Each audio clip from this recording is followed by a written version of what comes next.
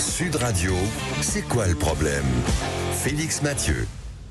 Et le problème, la question qu'on se pose, c'est évidemment celle du Dry January, 6e édition de ce janvier sans alcool. Zéro alcool pour le monde. Bon, il y en a peut-être qui veulent se remettre aussi des excès, des fêtes. Cette opération revendique 4,5 millions de volontaires en France, un tiers des jeunes adultes de moins de 34 ans. Alors, le service addictologie de l'hôpital Le Vinatier à Lyon a rendu quelques conclusions parce qu'il a observé plus de 2000 participants de l'édition précédente. Donc, c'est des résultats de janvier dernier. Et donc, résultat, plus de la moitié des participants ont tenu, pas du tout d'alcool entre le 1er et le 31 janvier dernier. Un quart d'entre eux ont dit mieux dormir, amélioration de la qualité du sommeil. Ils sont aussi plus nombreux à se dire très en forme à l'issue de ce défi Dry January, même parmi ceux qui ont juste réduit leur consommation, puisque tous n'ont pas réussi donc à arrêter complètement. Autre résultat, 3 mois après, cette fois, plus de la moitié des participants disaient avoir gardé l'habitude de boire moins. C'est-à-dire que, selon eux, si on leur propose de l'alcool, ils vont plus oser décliner sans avoir peur quelque part de passer un peu pour les rabat-joie de service. Donc voilà, c'est la question derrière ça qu'on se pose. Est-ce qu'il y a une pression sociale pour boire de l'alcool ou est-ce que, quelque part, c'est un truc de rabat-joie de prôner l'abstinence totale là-dessus aussi? Alors, au 0826 300 300, vous pouvez nous donner votre avis. Vous pouvez nous appeler et puis nous dire si vous faites en ce mois de janvier abstinence d'alcool ou d'alcool. Certains commencent des régimes et ne vont pas au bout. Mais ça pose la question aussi de la consommation du vin en France qui est en nette baisse. Et c'est vrai que les professionnels du vin se sont mobilisés. Oui, on a par exemple l'association Vin et Société qui a même publié un manifeste, le French January plutôt que le Dry January.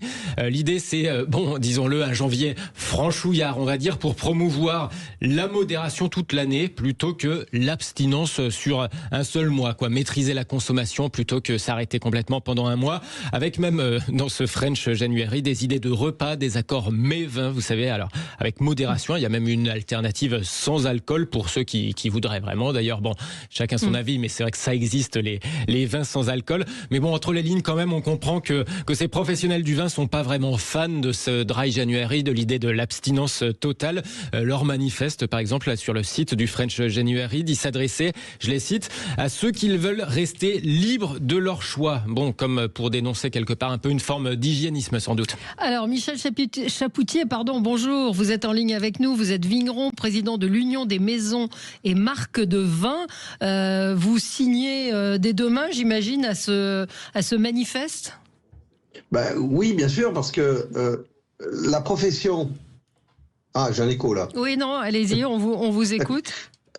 La profession a fait un travail de fond énorme depuis 30 ans ou 40 ans pour mettre en place le principe de la modération. Je rappelle qu'on est passé de 130 litres par tête d'habitant à 35 litres par tête d'habitant. Même les spiritueux sont dans la même dynamique. Aujourd'hui, l'art de vivre à la française est orienté vers une modération de la consommation. Vous avez juste un chiffre, 8 Français sur 10 connaissent le Dry January aujourd'hui, mais seuls 2 Français sur 10 connaissent les repères officiels de consommation. Donc, au lieu de faire, parce que pour moi, le Dry January, c'est du marketing, c'est de l'éclat, mais c'est pas forcément un succès, puisque les gens connaissent plus le Dry January que les repères officiels de consommation. Aujourd'hui, pas plus de 2 verres par jour, avec un jour d'abstinence par semaine, voire 2. Ce sont des repères que nous défendons, que tout le monde défend. Mais le principe manichéen, hygiéniste de dire il faut complètement s'arrêter et tout le monde à ce moment-là, parce que on veut lancer une mode de comportement. Nous on dit non, on veut encourager la liberté et surtout encourager la modération. Le vin est devenu non pas une boisson, mais une culture. On ne boit plus du vin, on déguste du vin. Oui. Est-ce que vous faites du vin sans alcool, Michel Chapoutier? Non. On a regardé. On a regardé. Alors, vous avez aussi de la bière sans alcool qui existe. Mais bon, le problème, c'est que si la bière arrive à un niveau qualitatif intéressant, mais par contre, au niveau RSE, au niveau écologique, ça demande beaucoup d'énergie et pareil pour faire du vin sans alcool, les résultats qualitatifs sont douteux, voire pas réellement intéressant. Aujourd'hui, on préfère rester dans la logique de la modération. Et puis le futur du vin, c'est peut-être d'avoir un peu moins d'alcool, d'aller, vous savez, pendant très longtemps, dans l'inconscient collectif, la qualité d'un vin, c'était son degré. Avant, et plus le vin au 19e siècle avait des degrés alcooliques, plus il était qualitatif. Aujourd'hui, le travail de fond est de dire non, arrêtez de partir dans ces principes. En plus, avec l'évolution du climat, où il y aurait des fois des vins qui sont un peu plus alcooleux, le travail de fond est de faire baisser le degré alcoolique moyen des vins par des méthodes énologiques, par des choix de cépages, et de continuer dans cette logique d'une consommation modérée, mais libre. Libre. Alors, on a des réactions, évidemment. On a Séverine en ligne avec nous. Bonjour Séverine. Vous nous appelez de Draguignan. Alors, est-ce que vous faites le Dry January ? Exactement, je fais le Dry January puisque, d'une certaine manière, je n'ai pas trop le choix. Oui. Comme je l'expliquais, en fait, juste avant les fêtes, j'ai décidé de faire un mini-sevrage, une mini-cure. Parce que vous avez un problème avec l'alcool ? Avec l'alcool. Ouais. Là je suis en rémission, entre guillemets. Et donc, voilà, j'ai décidé pour les fêtes, déjà c'est un gros challenge. Et suivant le Dry January pour suivre en fait cette cure cette désintoxication, j'ai envie de dire, entre guillemets, puisque l'alcool n'était plus festif pour ma part. Vous aviez déjà essayé avant ? En fait, j'ai commencé un suivi depuis le mois de juillet, puisque j'ai mis le doigt dessus et je me suis dit non, là, ça va trop loin, je m'en sors plus. Et donc, comme je le disais, pour les gens qui entament le Dry January, je les encourage parce que pour bon nombre, je pense que il y a peut-être un petit problème avec l'alcool. Et mettre le doigt dessus, s'en rendre compte et vouloir sortir de cet engrenage. Oui, c'est pas... Voilà, on peut se faire aider. Il y a des centres qui s'appellent les XAPA, avec des gens formidables. Voilà, XAPA, c'est centre de soins et d'accompagnement à tout ce qui est addiction. Tout type d'addiction, dont l'alcool, le tabac, etc. Et ils sont géniaux. Écoutez, merci de votre témoignage, Séverine, mais c'est vrai que votre cas, alors on aura le docteur Cohen en ligne avec nous tout à l'heure, médecin nutritionniste, qui va nous expliquer s'il y a un bienfait médical à ce Dry January. On y revient. Alors sachez que les Québécois appellent ça le défi 28 jours sans alcool.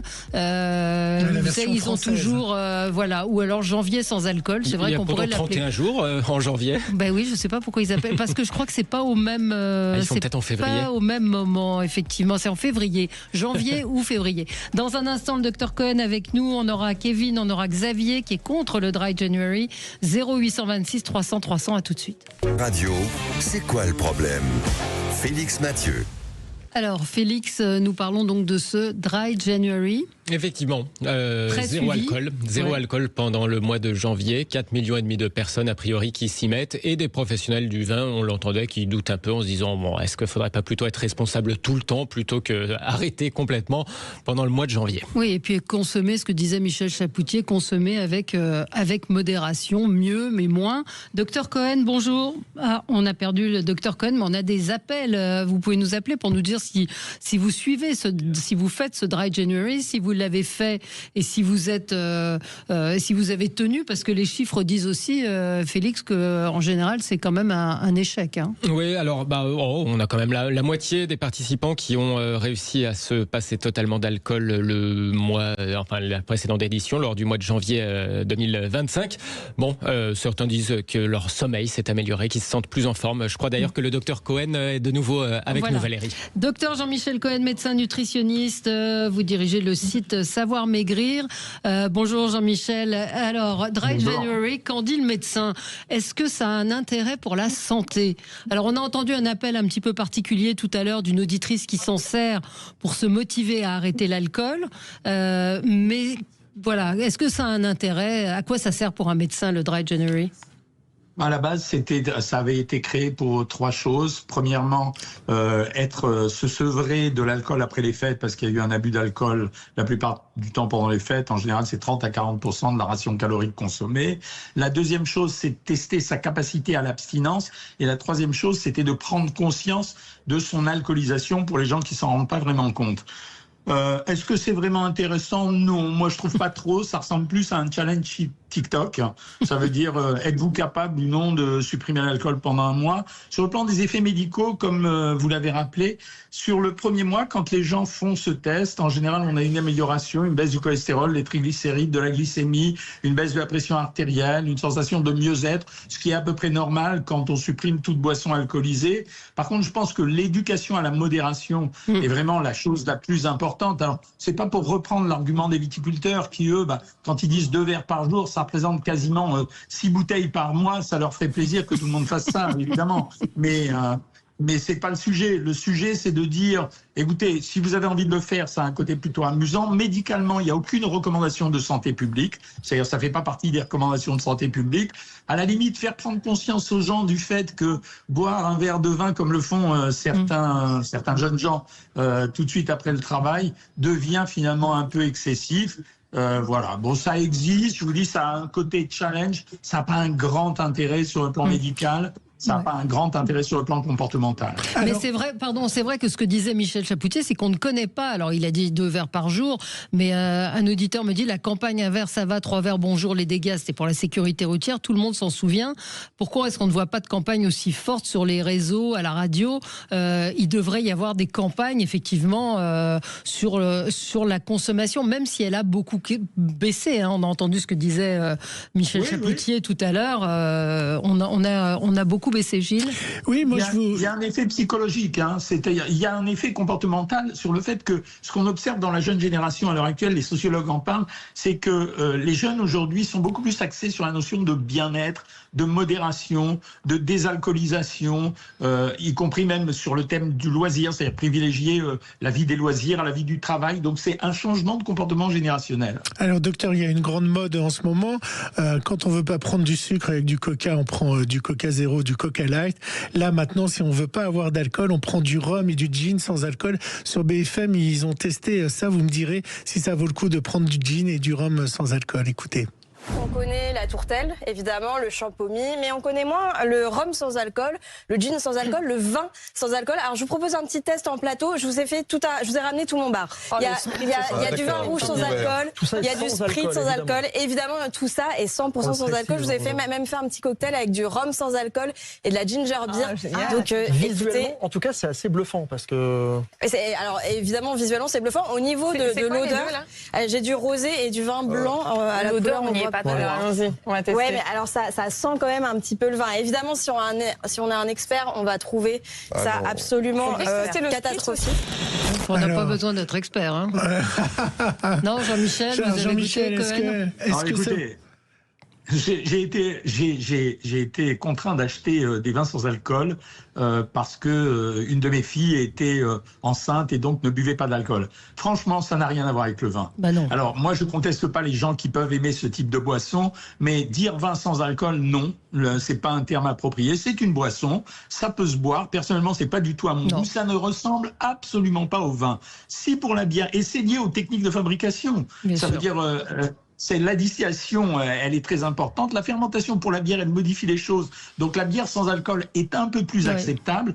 Moi, ce que je trouvais intéressant, c'était plutôt les boissons anisées, les apéritifs anisés qui étaient sans alcool, où là, effectivement, on peut, en dehors de l'effet récréatif de l'alcool, on peut trouver qu'il y a une ressemblance avec les boissons anisées, comme je parle du pastis, du ricard, etc. Hein, donc, et on trouve qu'il y a une vraie ressemblance. Mais pour le vin sans alcool, voilà. Maintenant, ceci dit, je rappelle quand même que c'est vrai que l'alcool reste aujourd'hui classé comme une substance dangereuse. Ça veut dire au même titre que le tabac.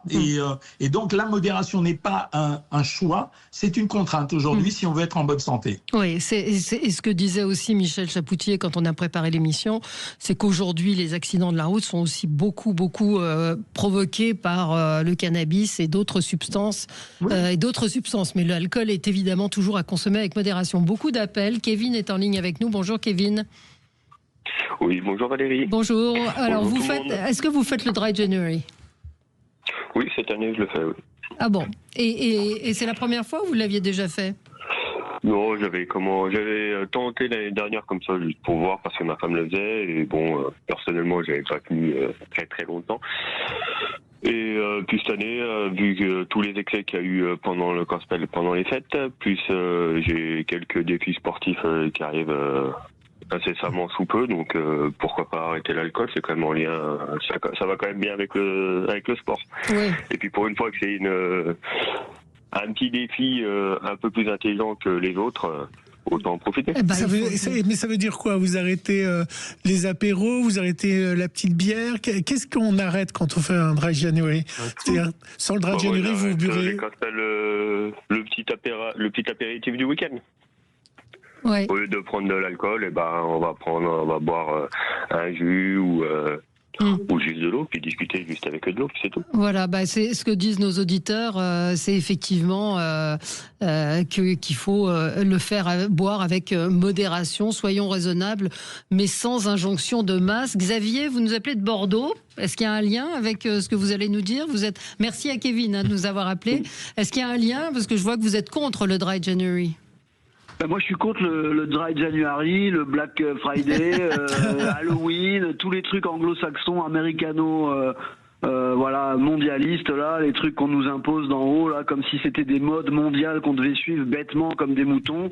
Non, je suis désolé, la consommation d'alcool, oui, ça a été rappelé, c'est dangereux pour la santé, et c'est toute l'année qu'on doit se modérer par rapport à la consommation d'alcool, qui est une drogue parmi tant d'autres. L'alcool, c'est une drogue qui est légale, c'est organisé par l'État. D'ailleurs, c'est très très taxé, je sais pas si les gens savent, mais par exemple, sur une bouteille de whisky à 10 € que vous achetez en magasin, donc bas de gamme, entrée de gamme, en fait, il y a à peu près 7 € de taxes. Donc l'État se gave sur la vente d'alcool, qui est une drogue légale, extrêmement dangereuse et nocive pour les Français. Mais après, c'est culturel, donc on peut en consommer de manière modérée, ponctuelle, festive, mais je pense que ça devrait être en fait un comportement annuel. Ça devrait être le Dry January, ou je sais pas comment on pourrait dire en anglais. C'est-à-dire que, comme la consommation de toutes les drogues, il faut faire ça c'est la dose qui fait le poison. Voilà. Ouais. Donc, d'ailleurs, je vous entends souvent à l'antenne frapper dur sur la drogue, le cannabis, par exemple. Ouais. Mais moi, ayant été consommateur de cannabis et consommateur d'alcool, consommateur de cannabis, je ne le suis plus, mais consommateur d'alcool, je le suis toujours. Je peux vous garantir que c'est beaucoup plus dangereux l'alcool que le cannabis. Moi, quand je suis bourré, je sais plus du tout ce que je dis ni ce que je fais. Alors que si, à l'époque, quand j'avais fumé un pétard, je savais très bien ce que je faisais ou ce que je disais. Oui, enfin, ça reste à discuter, je pense, parce que beaucoup d'accidents aujourd'hui sont provoqués sous l'empire de la drogue. Donc, de toute façon, le docteur Cohen sera d'accord avec moi pour dire que tout cela n'est pas bon pour la santé. C'est ce que vous nous avez dit. Oui, faut rappeler que l'alcool est en train d'être classé aujourd'hui dans la catégorie des substances dangereuses. Donc le principe de modération, je vais le rappeler, c'est un verre de vin, désolé pour les femmes par jour, pour les femmes, et maximum 2 pour les hommes, et pas tous les jours, donc en respectant une abstinence. Quant à l'affaire du cannabis, non, ça diminue quand même les réflexes de façon conséquente. Peut-être pas de la même façon que l'alcool, mais quand même avec la même intensité. Il y a eu des tests qui ont été faits là-dessus. Et après, dire aux gens de se modérer, c'est très difficile avec la plupart des drogues, parce que l'addiction, c'est justement l'entraînement progressif à quelque chose. Donc, il vaut mieux rester à écouter de la musique, faire la fête et trouver un système pour s'amuser autrement que se droguer. Oui, vous avez raison. Et Dry January, Félix, vous allez le faire? Alors, modération, abstinence totale. Ça veut dire non. Non, parce que j'ai déjà bu un petit verre depuis le 1er janvier, je le confesse. Et Gilles ne boit pas d'alcool. Moi, je ne bois pas d'alcool. Voilà. Merci, Dr Cohen, d'avoir été avec nous. Merci également à Michel Chapoutier. Et puis, bon courage à Séverine pour son sevrage. Qu'elle tienne bon, c'est important. Et elle a eu raison de dire qu'on peut se faire aider quand on a des problèmes d'addiction à l'alcool. On se retrouve, nous, dans un instant pour le zapping, pour parler des obsèques de Brigitte Bardot, des agriculteurs qui sont en train de bloquer Toulouse et certaines régions du sud-ouest. À tout de suite. Sud Radio, mettez-vous d'accord, Valérie